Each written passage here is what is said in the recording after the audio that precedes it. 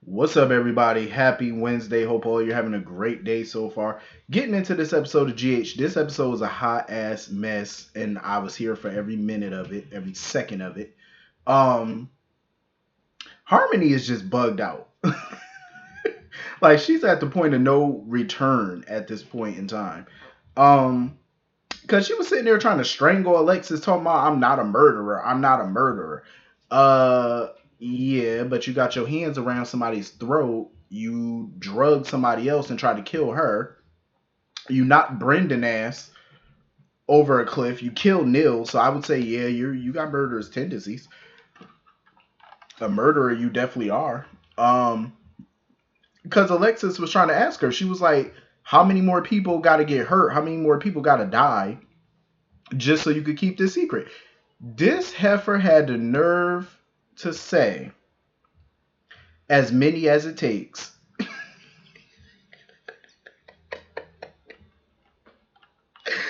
Yo, she is psychotic. I'm just thinking, I'm like, as many as it takes. So basically, you just sitting here trying to kill most of Port Charles at this point just to hold on to this stupid ass secret. Harmony is nuts. Harmony is nuts.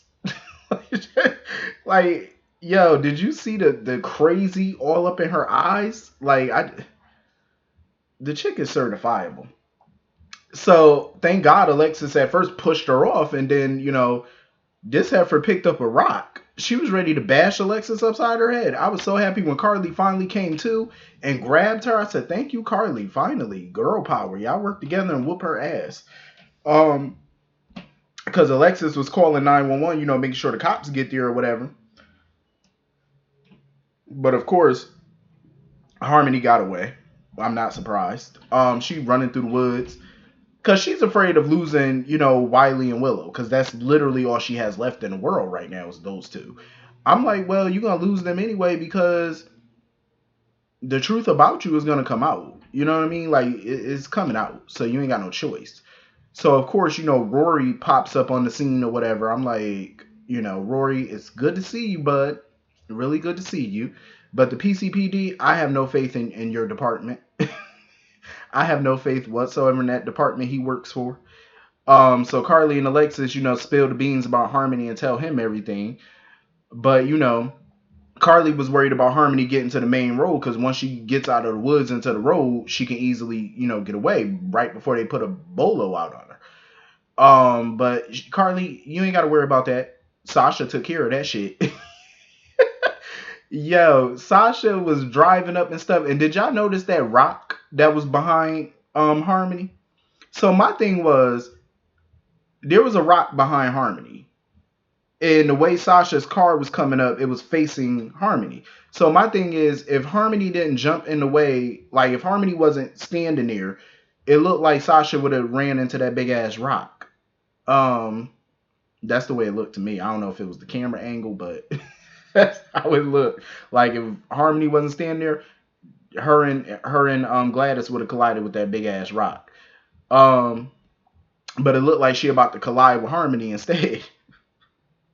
I feel like this is just gonna be another low blow for Sasha though, because if Sasha, after everything she's dealing with right now, if she hits Harmony and Harmony dies or seriously injured, this is just we gonna see more drug usage on Sasha's part.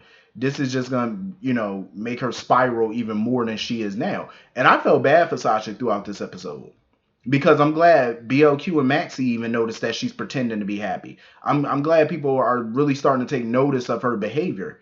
You know what I mean? Because she's putting up a front. She's been putting up a front, and I'm glad they're noticing it more and more.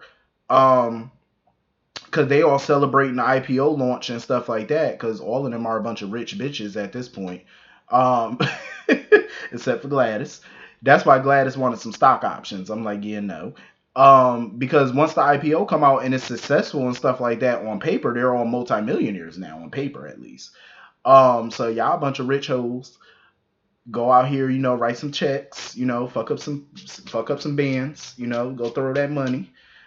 Um, so yeah, they started noticing that Sasha was, off and pretending to be happy and stuff, and I'm glad they are because somebody need to get that girl into some help, some treatment. Um, this damn doorman or whatever. First of all, before I even get into that, this little garden area that they were eating in, I guess that's the part of the Metro Court or whatever. This little outside garden area. That shit is beautiful. I love it. I love that set. It's a good summer set. With summer coming up and stuff, I can see more and more people eating out there and all that. It is gorgeous. Like, they are hooking the Metro Court up when it comes to these sets. I'm just saying, Carly and Olivia, y'all doing y'all thing running this business. Um, got all these beautiful ass sets and stuff. Let me tell you something. Some people don't like Frank Valentini and all that, but let me tell you, that man works wonders with the budget. I'm just saying. Because we know soap budgets are in a shoestring right about now, but Frank make it work. Frank be like, listen, give me $1,000, I can make this shit look spectacular. Because that's how you got to do, though. When you good with money and numbers and all that stuff, you know how to, turn a, 15 cent into $1. You know how to stretch your money. You know how to make it work for you. Like, you know how to make some cheap shit look like $1,000,000. You know what I'm saying? Frank, he gets the kudos from me. Because him and the design team and stuff, they be hooking these sets up. Like, they be having them looking bomb. And I'm here for it. So yeah, the doorman or whatever called the photographer and basically snitched and was like, oh, Sasha, the face of deception, is here. So of course, the photographer comes in and pays the doorman or whatever. I say, your ass should be fired. Um, he starts snapping pictures of Sasha and stuff like that, talking about, giving her demands like, oh, smile and all this. Fool, if you don't get your ass out her face. And I'm so glad Maxie and Austin and BLQ came to her rescue, like telling him, look, get your ass out of here. And I was so sad for Sasha when she raced out of there and she had to try to pop a pill and stuff. This fool went out there talking about, oh, I don't believe those are on the menu. I would have whooped his ass. I would have took that camera and smacked him upside the head with it. Like, get out her face. He's sitting there taking her pill and stuff, and she dropped the whole bag of her pill. I felt so bad for her. I felt bad because you already know. Thank God for Gladys, because Gladys took that damn camera. She was fiddling with it, and she got that memory card up out of there. I said, thank you, Gladys. Get that thing out of there, because listen, those pictures would have been plastered all online, all in the media the very next day. You know what I'm saying? That would have destroyed Deception right now in the stock market. Like, their stocks would have went right down. Thank God she got that memory card up out of there, and Lucy and them, of course, was threatening him with legal action. Like, that photographer ain't got no shame about his shit. And then when her and Gladys ran up out of there, this fool went in his car chasing them. I'm like, dude, I would have had to pull my car over and give him a beat down. That's why, you know what? I'm loving that they're doing this kind of storyline.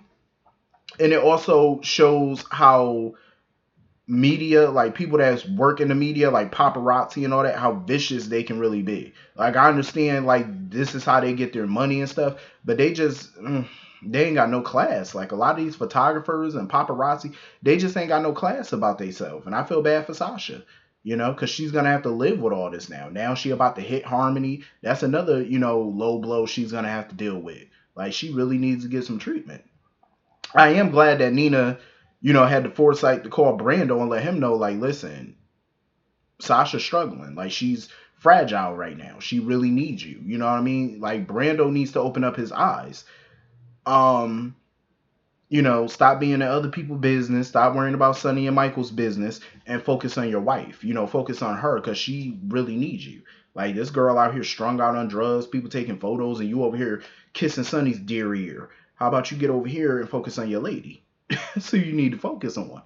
She's struggling bad, and I am glad, I might not can't stand Nina right about now, but at least, she called him to let him know, like, listen, this is what I see, and if you need any help getting her into, some type of help or whatever, I'm here. You know what I'm saying? Like, I can get with Nina on that one, because Sasha gonna need all the support she can get at this point in time, because she need that help bad. So anyway, moving on from that, BLQ, she need to go sit down somewhere. Like, she will use any reason or excuse to bash Austin at this point. Like, sitting there trying to tell Maxie, oh, did he ghost you again? Maxie was so pissed when she said that. I'm like, BLQ, go sit down somewhere. See, this is what I be talking about. People need to sweep around their own front door. Because she over here making these little snide comments about Maxie, and I feel like it's out of jealousy because you mad because she booed up and you and Chase over here playing games with each other. Don't hate, congratulate. You know what I'm saying? You mad because she all booed up. Like, go get you a boo. You can have one if you stop playing these little high school games. You and Chase could have been together. Y'all over here taking 20 years just to kiss. Please. By the time they kiss, my great grandkids will be grown. Get it together. Over here worried about other people's business. You need to focus on your own damn business. So anyway, moving on from that, I actually like that scene with Ava, Finn, and Violet when they was at the nail salon.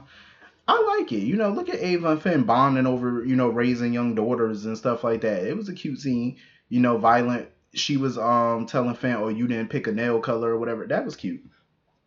That was a lighthearted scene. I really enjoyed it. You know what I'm saying? Those I love good feel good moments, and that was really like a fun, cute family little scene. I enjoyed that. Um, but sometimes the writers don't put scenes in there for no reason, so I hope they're not trying to test the waters with Ava and Finn. I'm like, absolutely not. Leave that alone. We're not gonna do that. We're not doing that one. Leave it alone. But it was a nice scene though. I enjoyed that. Um, Dante was sitting here trying to get down to some business because he had to get called down to the hospital because one of the robbers that Sonny done had beat up. Dante had to question him or whatever. And he remembered Sonny laughing and all that stuff. I'm like, don't go over there snitching. I don't think he did though, because he know better than to snitch and say, "Oh, it was Sonny Corinthos." That you know better.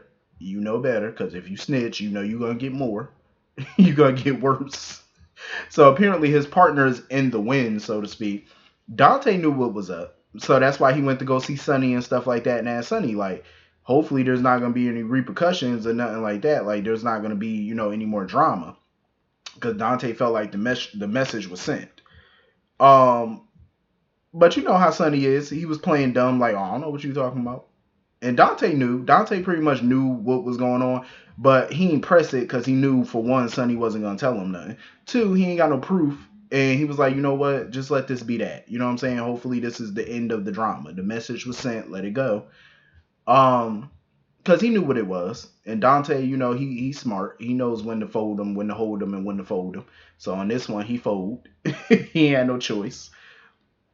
You know how his papa is. You know how Sonny is. So you know you ain't gonna get no answers out of him. So ain't no point in pursuing this.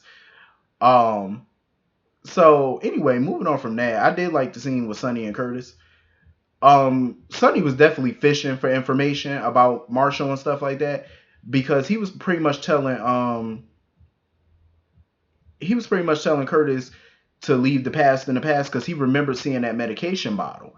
So that's why he was just telling Curtis, like, you should just leave the past in the past. And he was like, if you want me to find your pops for you, I could put my people on it or whatever. No, Sonny, that's a generous offer, but I have to veto that. No, let Marshall ass stay where he is.